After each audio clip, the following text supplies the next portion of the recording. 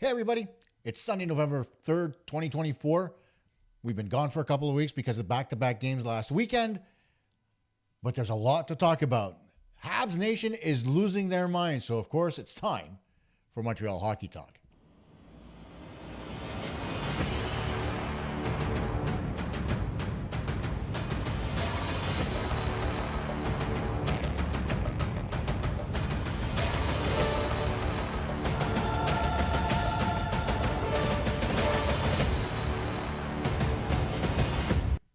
Hey fans, welcome to Montreal Hockey Talk. I am Kosta, your host. Of course, as usual, I always ask, make sure you like, subscribe, and hit the notification button so you know when I'm coming on to talk shit. Because it's one of those weeks, and there's so much going on as far as the Canadiens are concerned, not just from a play perspective, but also from a holy shit, everybody's losing their mind perspective. So we're going to do a quick recap, but before we do, I just got to get something off my chest. There are a few of you out there who are, completely losing your minds and pointing out different things. And it's not that you're totally wrong. Don't get me, it's completely off kilter here. It's not that you're wrong, but a lot of you are making these comments and you've never played the game before. It's okay to be fans. It's okay to criticize, but I want you guys to objectively look at things and think about what goes into every little aspect of playing the game of hockey. It's not just about coaching. Coaching is just one little piece of it. There's also skill on the player's part. There's intelligence on the player's part. And there's also your opposition. Every little thing matters. And I'm going to go over it in a bit. So instead of yelling and screaming and pretending you're losing your mind because of the fact that something's going completely wrong when it shouldn't be, well then, you should keep pace with the rebuild because you guys are losing it. Everybody's forgotten about the rebuild. This is not a Stanley Cup contending team. Let's call it what it is. Okay. Even if Patrick Laine was in the lineup, this is still a very young squad with players that do not have enough real-time NHL experience to be effective at this point. It would be unfair to them. So stop yelling. Stop freaking out because it's only, 11 or 12 games into the season?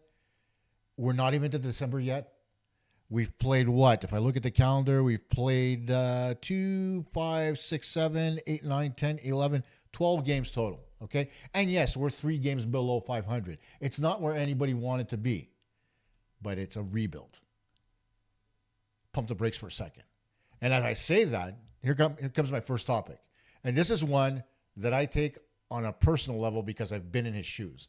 And that is the Canadiens are faltering, and the first thing everybody does is blame the coach. I don't understand how the coach's system works. I don't understand how the coach is telling these guys how to play. I don't understand this, and I don't understand that. Guys, it's not up to you to understand. It's up to the 23 guys on the Canadiens active roster to understand. So pull back. That's what I'm talking about, the bitching. You don't understand? Do your homework, okay? I'm going to show you a little bit of it, but do your homework. Don't sit there and say to yourselves, okay, I don't understand because the media is saying it, because if you look at the guys in the media, there's maybe a handful of them that are on the beat for the Montreal Canadiens that have ever even laced them up. None of them at a very high level. Don't talk to me about Arpon Basu. Don't talk to me about Marc-Andre Godin. Don't talk to me about Eric Engels. They are good, reputable writers, fantastic at writing what they think, but they are not hockey players. They have not played the game at a level that can constitute anything as far as an objective opinion, or to say at the very least that they understand what the players are going through and bring it from a player's perspective. It's never from their side. It's always from the coach. It's always from the general manager, and it's always from them. And that's what gets me here. I'm not going to sit here and tell you I'm right about everything. I know what I'm talking about because I'm a beat writer or I'm an analyst or I've got a podcast. No, I'm not. I could be wrong. I will be the first one to admit it. But I'm not going to sit there and tell you, well, you're wrong because, look, I have credentials. I do have credentials, guys. If I wanted to, I could go and ask for a pass to go to the Canadiens games. I get all the pregame documentation from Chantal Macabé and the media team at the Montreal Canadiens. I get all that. And I could go. But I don't need to. It's not an ego trip for me. Okay? It's a legitimate, I'm a fan. I'm a former coach. I've coached up until junior. I have put my toe into midget AAA. So I do have quite a bit of experience. And right now I'm the director of operations for a junior team in the USPHL Premier League. It's not the top tier league in the world, but it's a very highly respected league. And we've just come up with the Canada division of the Hawkesbury Knights. So yeah, I'm very well versed in how the game is played and how sports psychology works and everything like that. So I can give you that perspective, which other people won't even do. Talk to a sports psychologist. Ask them, when you're a young player going to the National Hockey League to a new level, how difficult is that transition? I can fucking tell you how difficult it is. It's not the AHL, because if you look at Logan Mailloux, who was just sent back down to the American Hockey League, he looks a hell of a lot more comfortable at that level because he's used to that pace. He understands that pace. He understands that level of play. It's a second season. And the AHL is much closer to the junior level speed than it is the National Hockey League speed. So yeah, he's going to flourish at that level.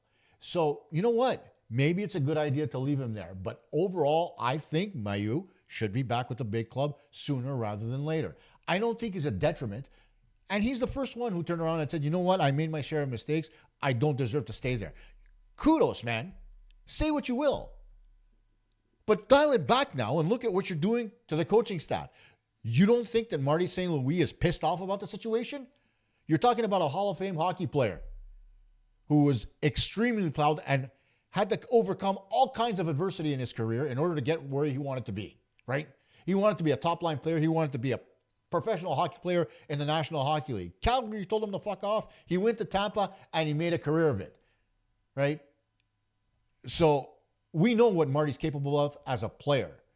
What makes you think that as a coach, he's not going to work just as hard?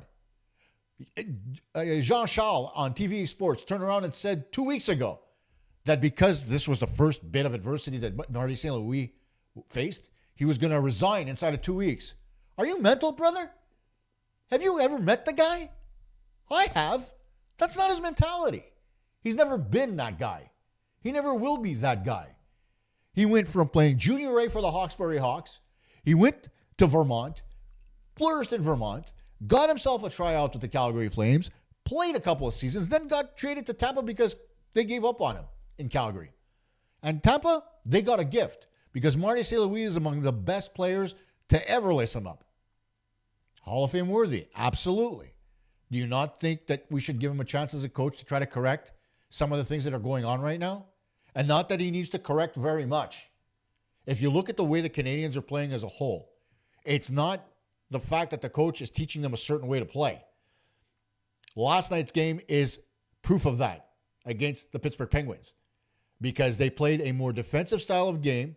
Sure, they hurt their chances offensively because they were focusing more on their own zone, but they need to do that in order to get off the schneid. They needed to build the confidence of their goaltending. They needed to be able to move forward. In order to do that, you start baby steps.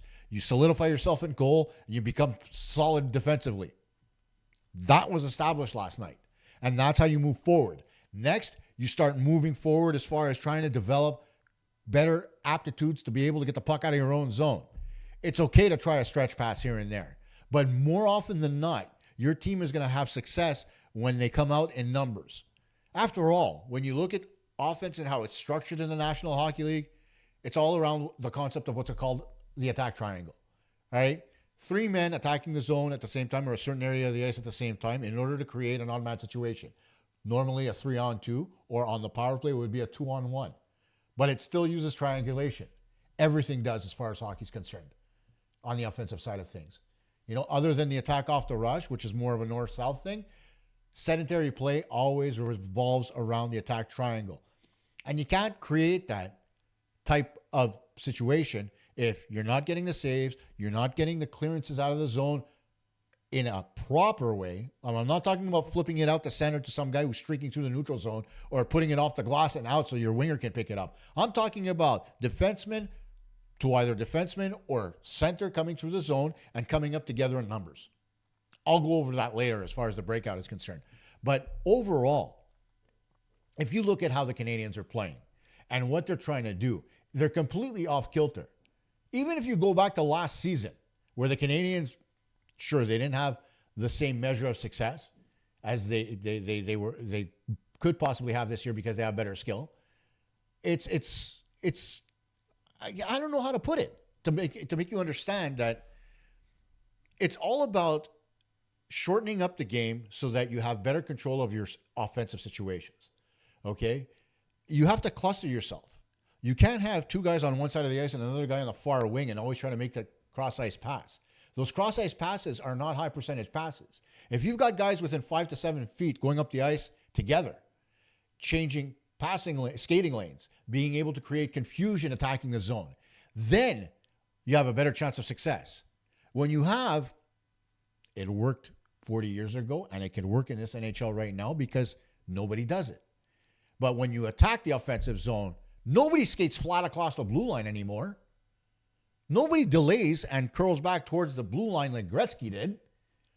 Why? It beats me. Because what happens is defensemen back up, right? If you look at any attack on the offensive zone, defensemen back up. And this is all stuff that I'm talking about in regards to Marty because he knows this stuff. This is how he used to play. You come in across the blue line, you look, you've got nothing as far as being able to get to the front of the net or drive the net or pass short one of your line mates because they're not there. You delay. You turn back. If there's nobody there still, you put it off the boards, you take it to center, and you do what's called the neutral zone regroup. Nobody does that as far as the Canadiens are concerned. It's, I've got nothing. I'm going to chip it in the corner and chase it down. And the Canadiens are a smaller group, right? So more often than not, they don't get the puck. If it's a Josh Anderson, sure. If it's Juraj Slavkovsky, sure.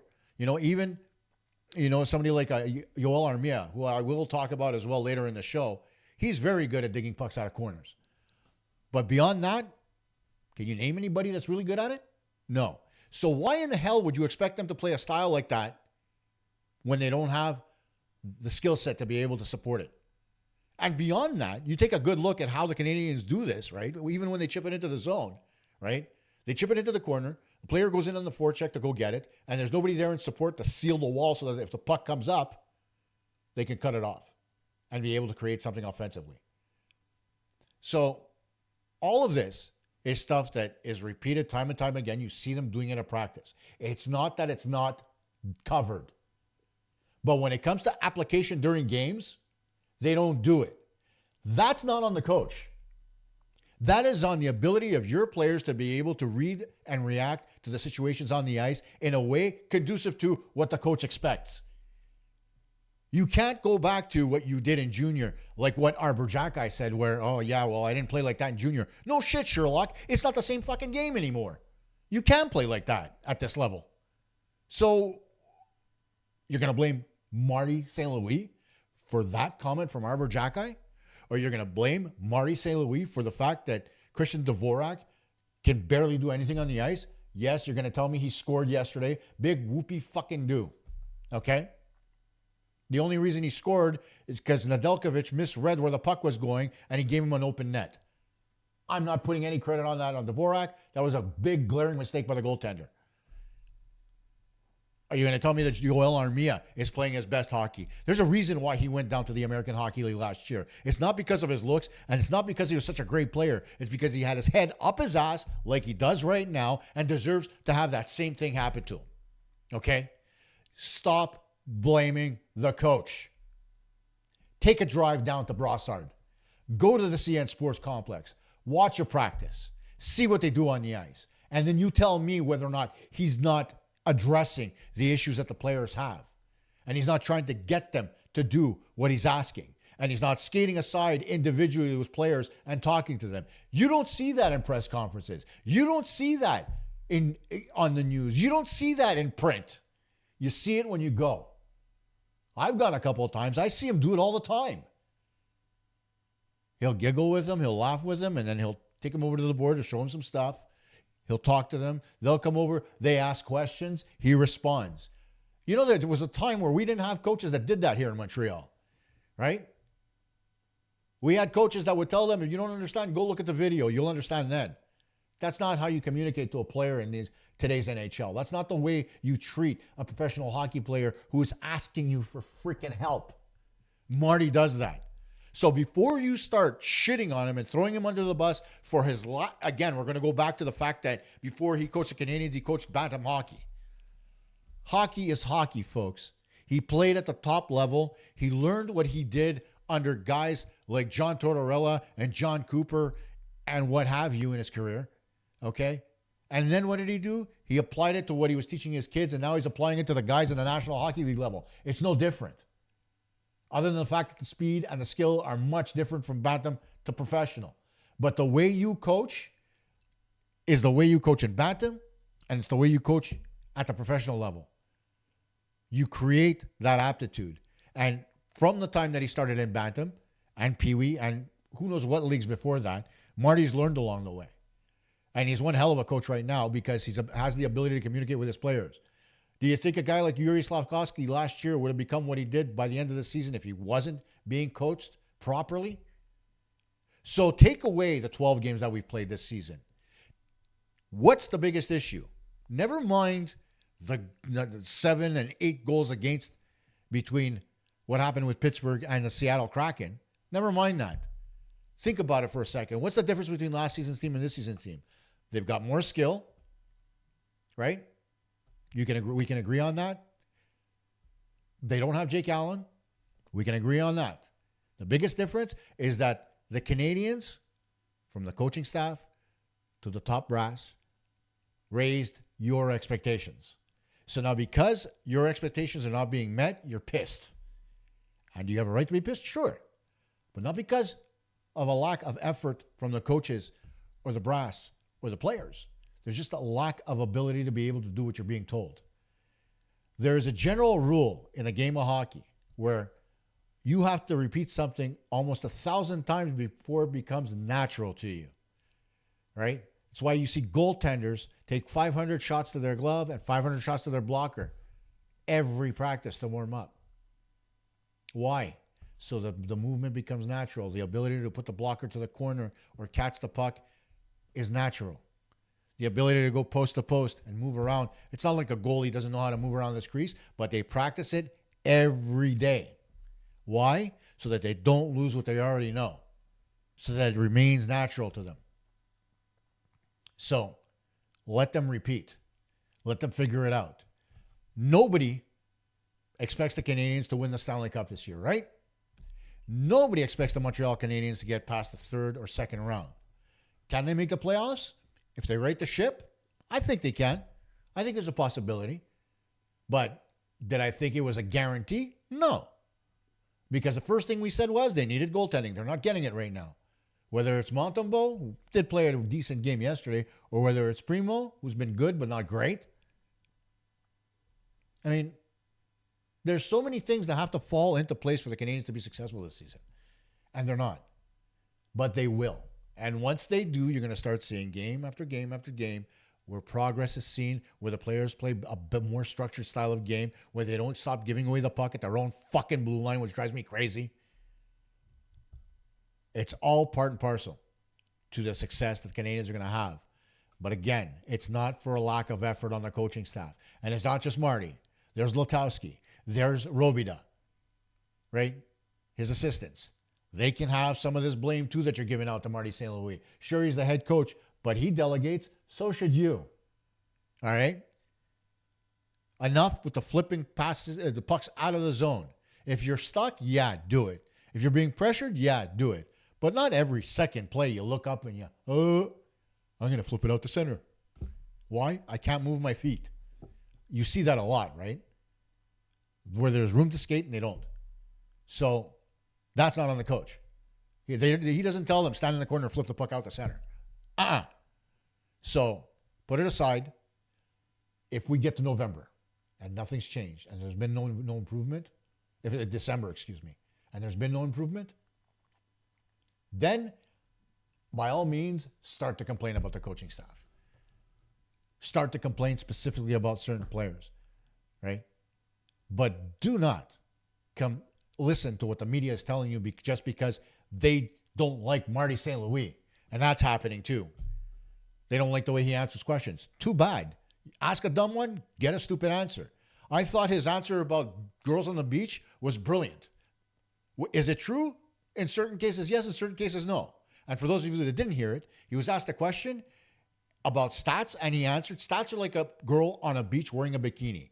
They show you something, but they don't show you everything. That perfectly describes the plus-minus stat. Shows you a bit, not everything, right? Totally true. Corsi stats, they show you something, but they don't show you everything. Fenwick stats show you something, but they don't show you everything. They all have valor. They all have a particular application where it works, but they're not the end-all, be-all of answers when it comes to coaching. You need to be able to see and understand and adapt. Marty can do that better than most. Look, if a guy like Jim Montgomery, whose team won the President's Trophy, is struggling right now with pretty much the same roster he had last season, why would the Canadiens struggling now be that big of a deal? People in Boston are losing their minds, and with good freaking reason. Your team was among the best last year, and now it's crap. Was it expected? I seem to remember we had that same talk back in 2022 after the Canadiens went to the 2021 Stanley Cup Final. After Shea Weber and Carey Price left the team, and Marc Bergevin left the team high and dry, right? Coming out of the gate, we went to the Stanley Cup Final. Oh, we're going to be great this year. Shit the bed in 2021, 2022. Completely. Now, it was the last season where we had any real expectations for playoffs, and it's the season that dictated that the rebuild needed to begin. And you know what? We took it in the chin, and we need to continue taking it in the chin at least for another season, maybe. But stop blaming the coaching staff. Stop blaming Marty. It's not his fault, man. The players need to adapt to what he's teaching. And taking a guy, it's like taking a horse and putting it in the Kentucky Derby. You got to break it before it actually is able to race. And it's the same thing with hockey players. They have their habits all the way up from junior to the American Hockey League to when they get to the NHL. And in the NHL, you need to break those habits in order for them to have success. It seems like a simple formula, doesn't it? But the formula takes time to put into place. How long has the rebuild been in place now? 2.5 seasons? Relax. It's coming, guys. And yeah, are we losing patience? Sure. We want to see our team be strong again. Hell, I've been spending my time on YouTube watching the old playoff series between the Canadiens and the Rangers and the Bruins from the 70s. Just to fulfill my, you know what, this is what we were at one time. But let's call it what it is. For 10 years, we had somebody in place who didn't know what the hell he was doing, managed to get the team by some fluke to the Stanley Cup Final, and then couldn't do anything with the team after the fact and had to leave. Yeah, a decade of damage. Seems to me like that's all we do. Patrick Roy, decade of damage. Marc Bergevin, decade of damage. Let's keep going. You want to get rid of Marty? Come to me with an alternative. Somebody that you think could take over tomorrow, take over this hockey team, and start getting it to play the way you think it should play. Keep in mind, there's certain criteria. He needs to be bilingual, right? And according to everybody out there, he needs to have professional experience. Let's not bring in somebody fresh. Let's bring in another retread, in fact. Is that what you want? You want to bring in a Mike Babcock? You want to bring in a Joel Kenville? By all means, man, do it. Is it going to get you anywhere? No. Because those retreads don't know how to coach in today's league. They don't know how to deal with today's player. Marty does. So leave it alone. Let them move forward. Let them progress. And you'll see they will have success. But give it time. Okay? They need to get the goaltending narrowed down. They needed to get settled. They need to get better defensively. And then everything else will come. Next, I want to talk about all the attention being given to Ivan Demidov. And listen, I'm not going to sit there and say to yourself, okay, he deserves to get every piece of attention there is. But lately, it's not even like he played 10 minutes in a game and he got an assist and he saw no power play time. Now we're going to the point where people are posting period by period. Get a life, okay? you're talking about a player who is in his first year in the Continental Hockey League, who is getting fourth line minutes, despite the fact that he is the Canadiens' top prospect. The Continental Hockey League is a league in and of itself. And what Scott St. Petersburg decides to do with their player has no bearing on what he's going to be when he comes to Montreal. All Ivan Demidov has to do is continue to see progression on his side. Have you seen him tank? Have you seen him not play well? No. He hasn't played as much as we'd like, but he's still putting up points. He was still the rookie of the month in October in the Continental Hockey League, despite the fact that he was seeing less minutes than most other rookies. What's the problem? Why do you have to keep talking about him? You're going to tell me that when Connor McDavid was going to be the first overall pick, that everybody and their mother was watching that whole season in Erie when he was playing for the Otters? No. You got the game summary, and that was it. People watch games? Sure, they could. You can do that here too. And you can watch Demidov, and then you can enjoy the limited minutes that he gets in the Continental Hockey League. He was the one that signed the contract. He was the one that decided he wanted to play a year in the Continental Hockey League. It had nothing to do with the Canadiens pick. Hell, even Matvei Michkov stayed an extra year in the Continental Hockey League because he was under contract. Did you see people in Philly looking at every minute of every shift and criticizing the coach? No. What did they do? They waited for Michkov to come to the National Hockey League because everything that goes on this year in the KHL has no relevance to what Ivan Demidov can bring to the Montreal Canadiens. None whatsoever. Whether he scores one goal or whether he scores 50, they're in a different league. They don't have anything to do with this is the National Hockey League. Nothing. It's like playing junior hockey, except he's not getting nearly as much time as he would on a team in junior here in Canada. Right? And to boot, most players in Russia do not have a junior hockey program to fall back on. They're playing junior hockey with men from the Continental Hockey League in order to develop their players as a group. We saw that where Demidov, he dominated. Playing with the junior team, getting ample minutes. And so what happens? Players have expectations. You sign a player like anybody. It doesn't matter. You sign him, and in his contract, it says, yeah, I want a guarantee of at least 15 minutes a game. I want a guarantee of at least 20 minutes. And you know the Russians do that in order to get players to come over, right?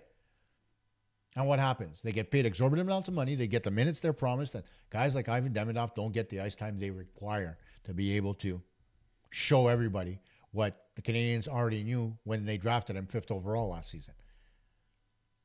So what difference does it make? You can equate it to him playing a season in the American Hockey League. It means nothing. He is still the most skilled player the Canadiens have had maybe since Guy Lafleur that they've drafted. And you're worried about him getting 10 minutes a game.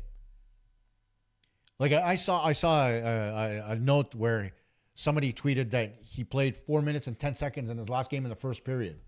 Okay, that's 12 minutes in an entire game. That's not bad. It's not great, but it's not bad. And did you bother to take a look and see how many times SKA St. Petersburg was in the penalty box? Did you take a look and see whether or not Demidov actually kills penalties? Or did you take a look and see whether or not he's on the first or second power play unit? And if he's on the second unit, is he getting 1 minute? Is he getting 30 seconds? No. You're just saying, oh, he only played 410. What does it mean? It's like Marty said. It's a bikini. You see a little bit, but you don't see all of it, right? Stop, man. The kid's going to come across and he's going to be a superstar. We all know it. Barring some crazy injury, Demidov's going to come here next year and he's going to tear it up because he's got that kind of skill. We already know that he does.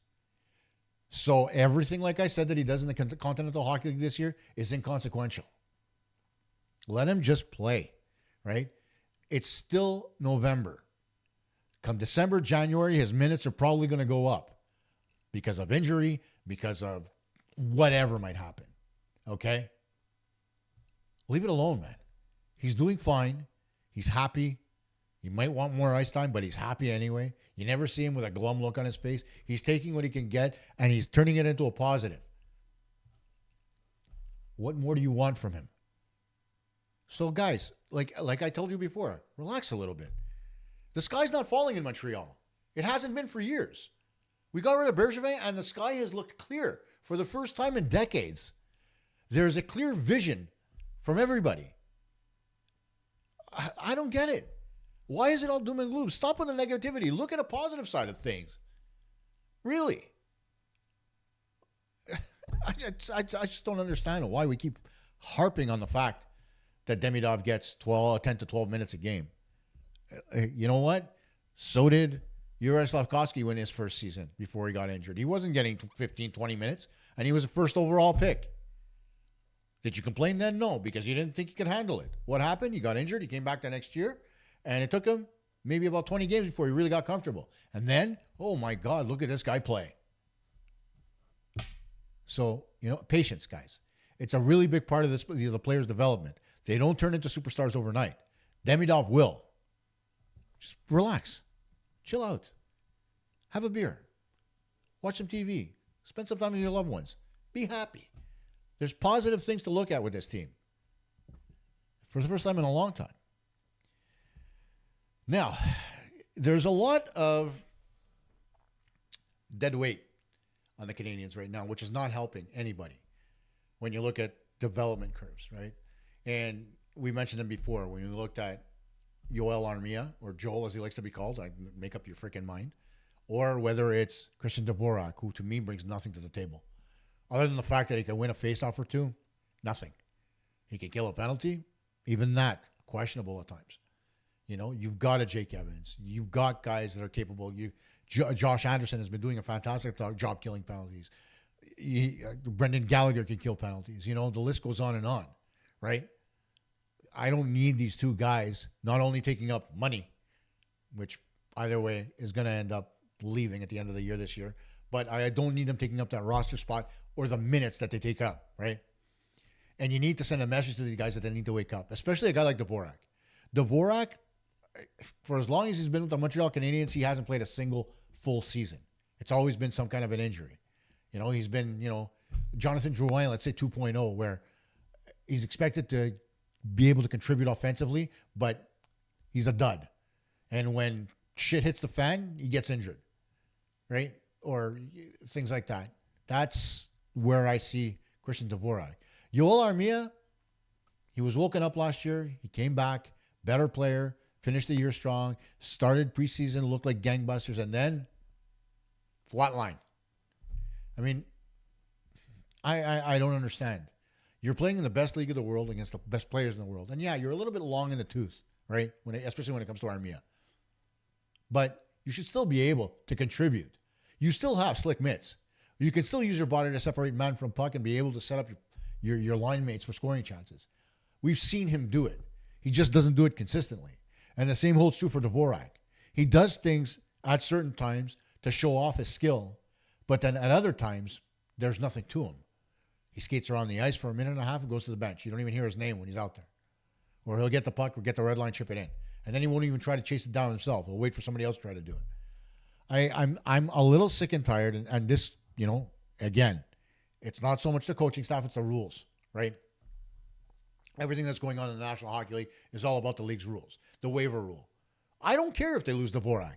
I don't care if they lose Armia. Take them. Put them on waivers and see how they react, right? There was a time we put Paul Byron on waivers, if you remember. He didn't go down, but we put him on waivers. It's just a question of think. Wake them up. It's not like old school where you could bag him every night, right? There's no bag skates. It's all about, you know what? You need to be able to perform when you're out there. You need to be accountable for what you bring when you're on the ice. And that goes for everybody. So when you look at it, right, Nick Suzuki's getting assists, great, but he needs to start scoring goals. Cole Caulfield's scoring goals. He's among the league leaders. I'm going to shut up there, okay? Juraj Slafkovsky gets moved from the first line down to the second line in order to create some kind of balance so that Kirby Dach can move up to the first line. Alex Newhook needs to wake up. Yoel Armia is useless on the second line. Yoel Armia and Christian Dvorak were on the ice for a 6-on-4 power play the other night, whatever it was. We had a 2-man advantage, and they're on the ice to try to get a goal late in the hockey game.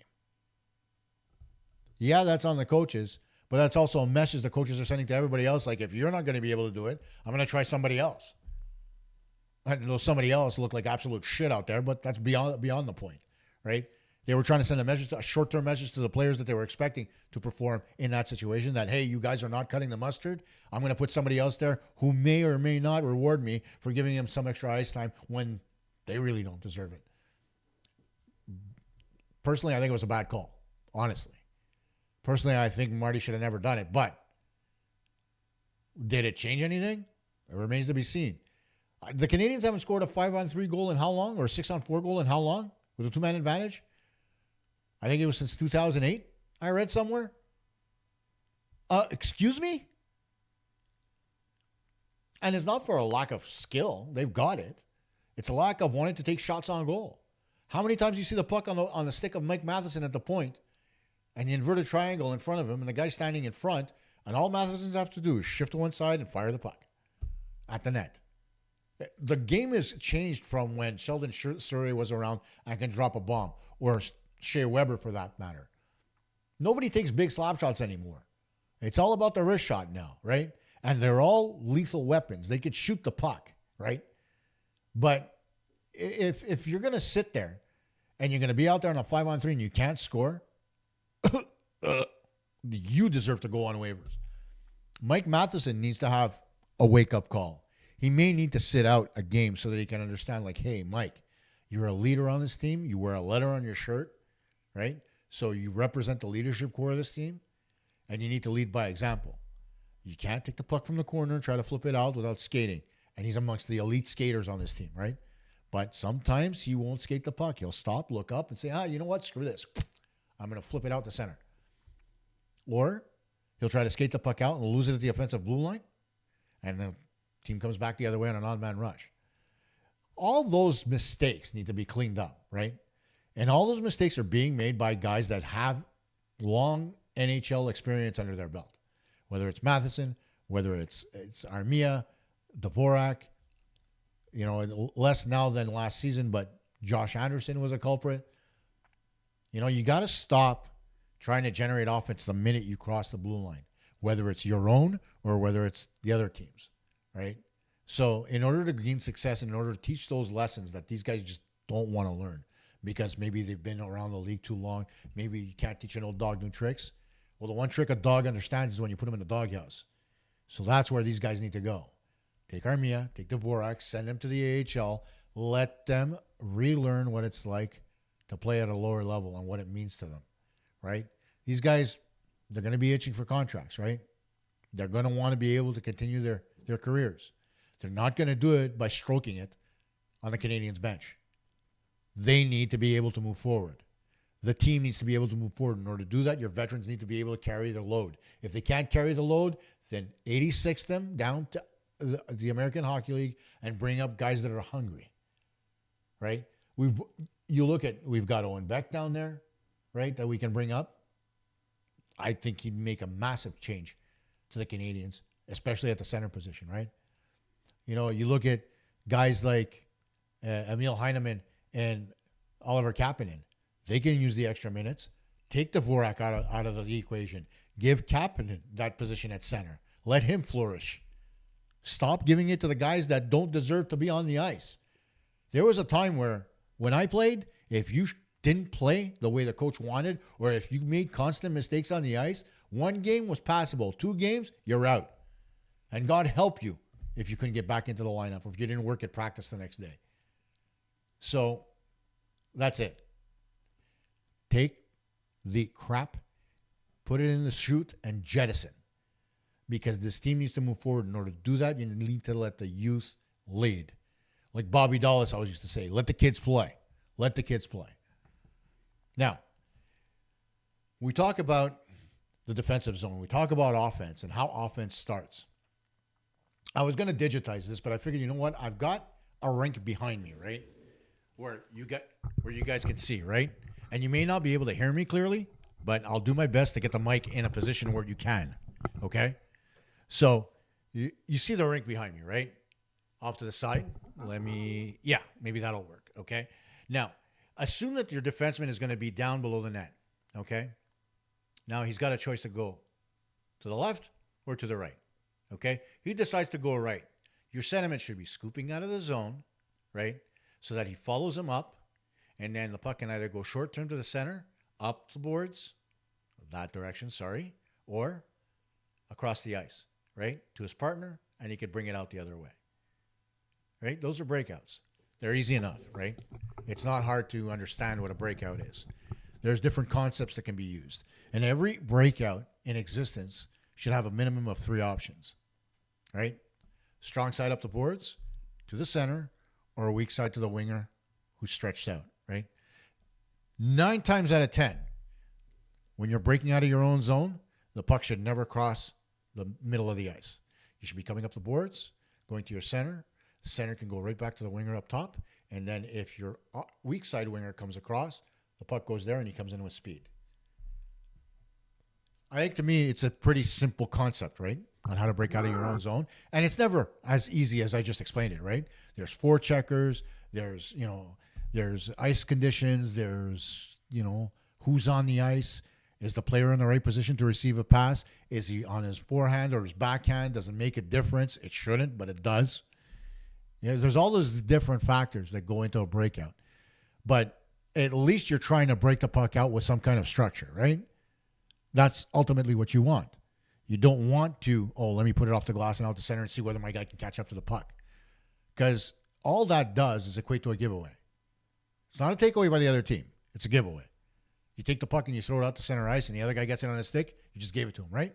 And he can counterattack. That's a giveaway.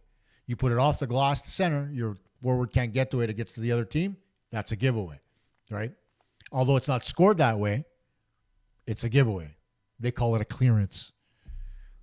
I'm sorry, every time you take the puck and you get rid of it because you can't do anything with it, you're giving it up, it's a giveaway. By definition, that's the way I look at it, right? And that's the structure that I want to see from the Canadiens. And the league doesn't always allow it, right? The way the league plays and the way the forechecking works, whether it's a left wing lock or whether it's a trap or whatever the designation you want to call it, right? At the end of the day, the opposition's job is to try to get you to separate you from the puck, right?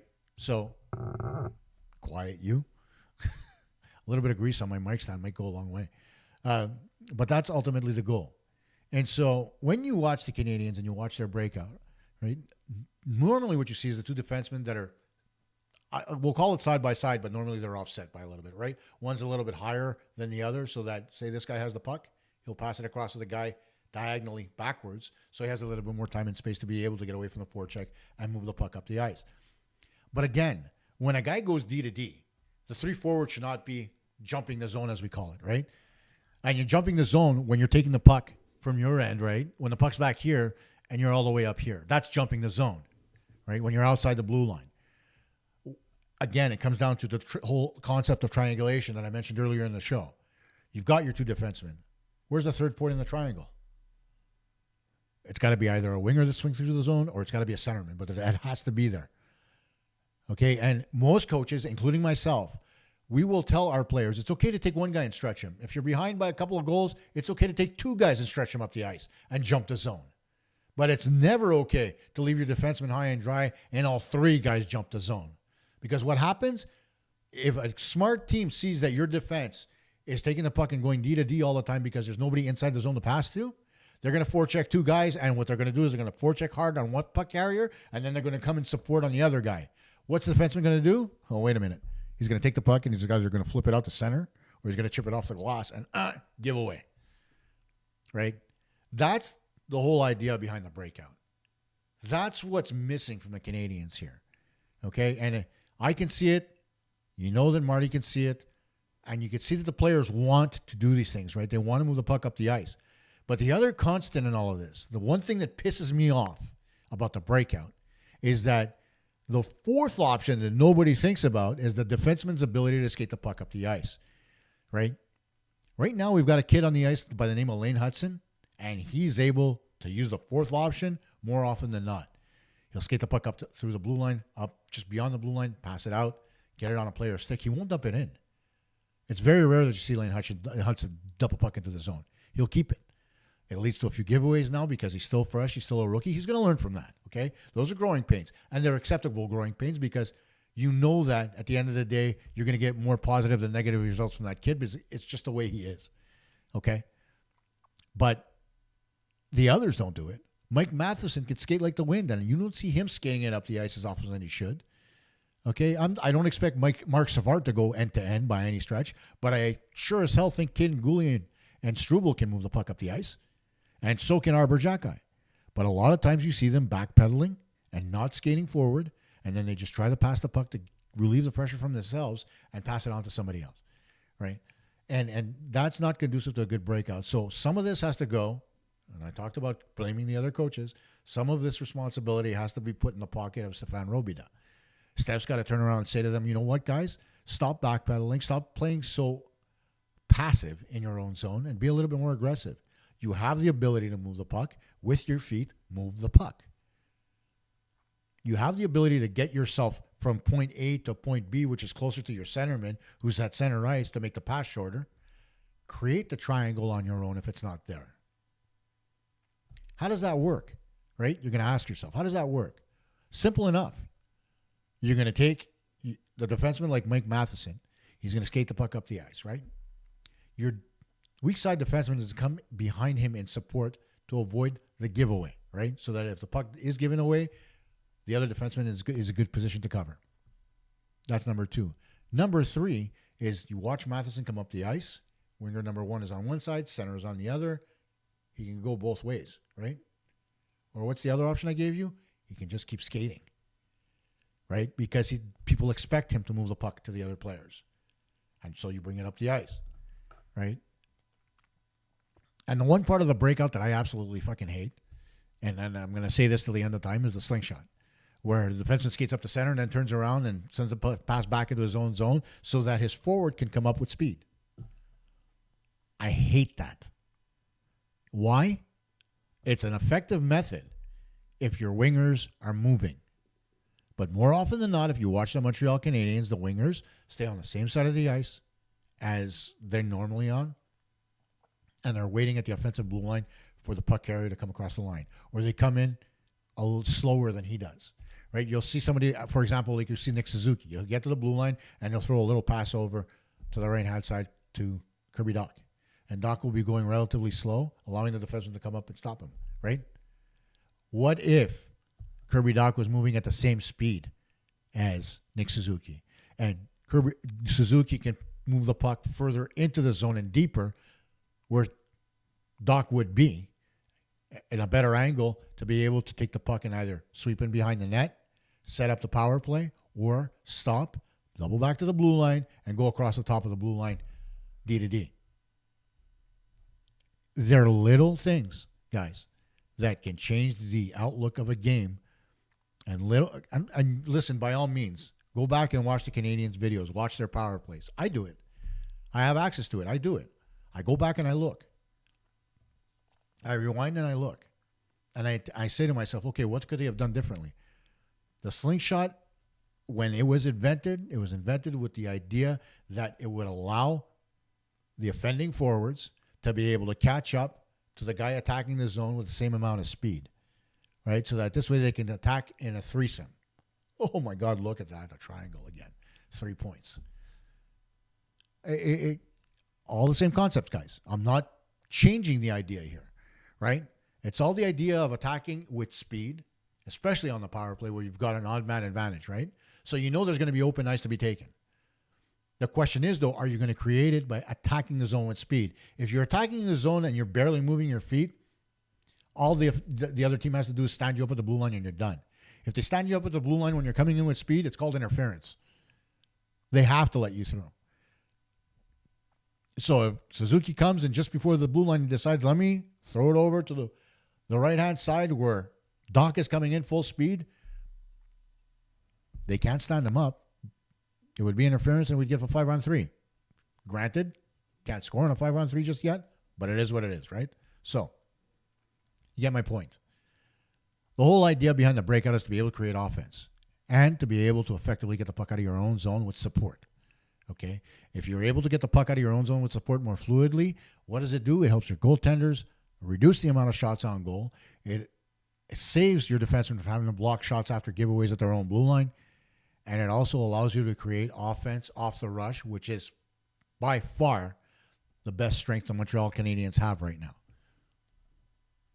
If I can figure this out and I can explain it to you, and if you don't understand, leave it in the comments. By all means, I'll come out and I'll explain it.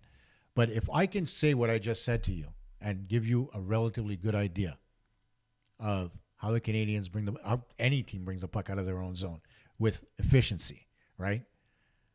If I've done that and you can understand that, then the players on the ice should understand it as well, and they should be able to execute, because I'm not asking them to do anything that's out of the ordinary or that requires a crazy amount of skill. It requires the ability to move your feet. It requires the ability to pass the puck, and it requires your ability to be able to read and react to what's going on around you. Every player in the National Hockey League has that, right? They can all skate, they can all pass, and they can all, for the most part, read what's going on around them, other than maybe the plugs on the ice, right? Where's the problem? Again, it's not coaching. It comes right back down to what I said before. The players need to figure things out. They need to be able to do what is expected of them, and the Canadiens will have success. Now, finally, what's coming up this week for our Montreal Canadiens? Give me a second while I bring it up on screen, because it's going to be a relatively tough week, starting on Tuesday when they host the Calgary Flames here in Montreal. It's their only home game of the week. And I liked what I saw from the Canadiens on Saturday against the Penguins. There was a lot of positive to bring out of that, right? Especially after the week that the Canadiens had. Okay? There was nothing positive to bring out of the entire week, other than the fact that they came into Pittsburgh and they played a very solid road game. Granted, they did not get the scoring that they needed.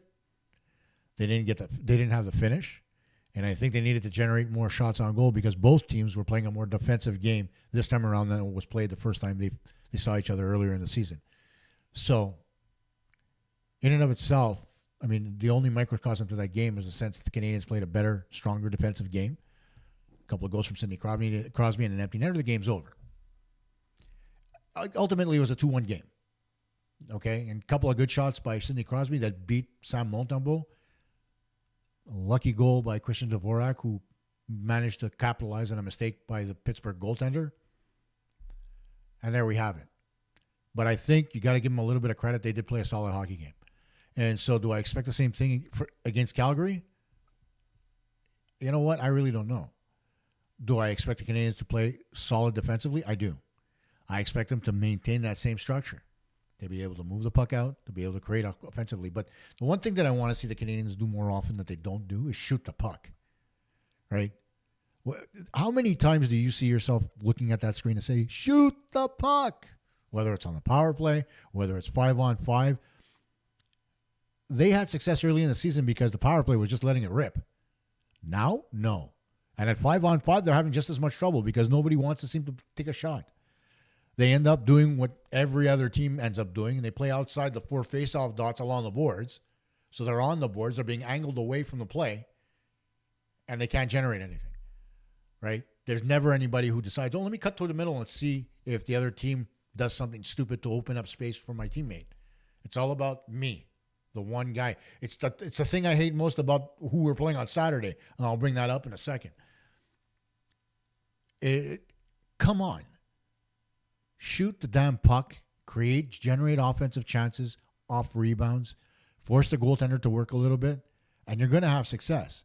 If you're picking your shots and you're trying to make perfect shots every time, the ones that you hear go off the glass or the ones that miss wide because you're too far on an angle, well, whose fault is that? It's not the goalies, it's not the coaches, it's the players. Play between the dots, get shots on goal, drive the net, create rebounds. It's simple. And against a team like Calgary, who is not overly skilled, you should be able to do that. Their most dangerous player is Nazem Kadri. Big deal, right? That's the way I look at it. Is there anything else special about the Calgary Flames right now? To me, not really. Then you move on to Thursday night when Jack Hughes and the New Jersey Devils come into town. That's going to be a more difficult game. The Devils are a good hockey club, right? Sheldon Keefe, he's there coaching that team. You're probably going to see Jake Allen start in goal, short of an injury. to be able to, come back and get his thank you from the Montreal Canadiens fans. I mean, that's going to be a game I don't expect the Canadiens to win. It's in New Jersey. It's on the road. It's going to be a tough one. So I expect that to be a loss. Calgary probably going to end up going to a shootout with my luck, but I'd like to see them win that one because it's a winnable game. And then the ultimate winnable game against the Toronto Maple Leafs. Now, when it comes to the Leafs, right, I don't know how to read that team. Do you? They have marginal goaltending. They have superstars up front. The defense has gotten better, but they do have marginal goaltending. So what's the secret to beating a team with marginal goaltending? Hit the net with shots and shoot the puck. Exactly what you're going to do against the Calgary Flames. Hammer, hammer, hammer till the wall comes down. Simple, right? You go into a game and you come out with less than 30 shots against a team like Toronto where their goaltending is suspect, then you need to have your head examined. Rip the puck on goal. Get rebounds. Get in the goalie's face. Force them to take penalties. Do everything that you can, which the Canadiens normally do against the Leafs. For some reason against the Leafs, but they don't do it against anybody else. Right? You play what you have, your best team, you put it forward. You take your best effort. You get shots on goal. You force the opposition's hand. You force them into making mistakes. And you all know that once the Leafs get behind, they start making mistakes. We've seen it time and time again. And they've got a new coach behind the bench in Craig Berube. It's not because of him that they make those mistakes. It's because of the guys on the ice. Getting back to what I talked about with players and hockey IQ. You have to be able to play as a team. That's the problem with the Leafs. They can't play as a team. There are too many individuals out there. And then it's a dumpster fire in Toronto because they gave the captaincy to Austin Matthews and they took it away from John Tavares, who's still on the team. Like, you don't do that to a guy, especially to a guy like Tavares, who's paid his dues in this league, right? Who's a solid hockey player and a gentleman to boot, right? He did it all with a smile, but you could tell underneath it was grinding his teeth, right? So the Leafs don't play as a team. Their best player is not Austin Matthews. In my opinion, their best player is William Nylander, right? And coming in second is Mitch Marner, who keeps getting shit on by everybody in Toronto. For what reason? I have no clue, because all he does is produce, right? He kills penalties. He generates points. He generates scoring chances. But let's shit on Mitch Marner because the Leafs can't win. Hang on a second, man. You don't want Mitch Marner? Send him over. I'll take him gladly. I've got two guys I can give you. Yoel Armia and Christian Dvorak. Simple, right? I don't know. I don't know what to say anymore about Toronto. But I hope we come away this week with 2 out of 3 games in the win column and a little bit closer to 500. And then the week after, which we're going to talk about on Sunday next week, it should be a little bit more positive for the Canadiens given the opposition they're playing. And they better not play down to them, because if they do, and then the week after that, I'll be yelling again. But I got to tell you guys something. And, it's something that I don't say very often, but I honestly missed doing the show last week. I didn't do it because, again, there were back-to-back games. There was no way I was going to be able to get the show in, given the fact that the Canadiens were playing on Sunday night. I missed it, right? And I know I let you guys down because a lot of you like to tune in and listen. But I love doing this. But what I don't love is the negativity that we've started around this team again. The reason I came back was because people were asking for a different opinion, something that's not your textbook media regurgitated crap day in, day out, right? They wanted to hear a more fresh and different perspective. And my perspective may not be fresh because I've been doing this since, 2007, I think, on and off. But, it is, I don't think like other guys out there in the media. I don't agree with a lot of what those guys say, right? And I name dropped before, but I'm not going to do that again in this episode. But, there are guys out there who simply say what they say in order to generate clicks. I don't You take a look at my numbers when it comes to these episodes, and I'm not doing great, right? But I am honest, and I am saying what I have to say. I'm not saying what others are going to talk about, right? Because you need a different perspective. You need a different outlook on how things are going, right? So that's it.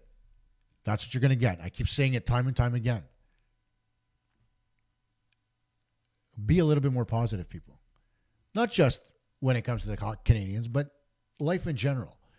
Everything around us is negative, whether it's the news, whether it's politics, whether it's the wars in the Middle East, you name it.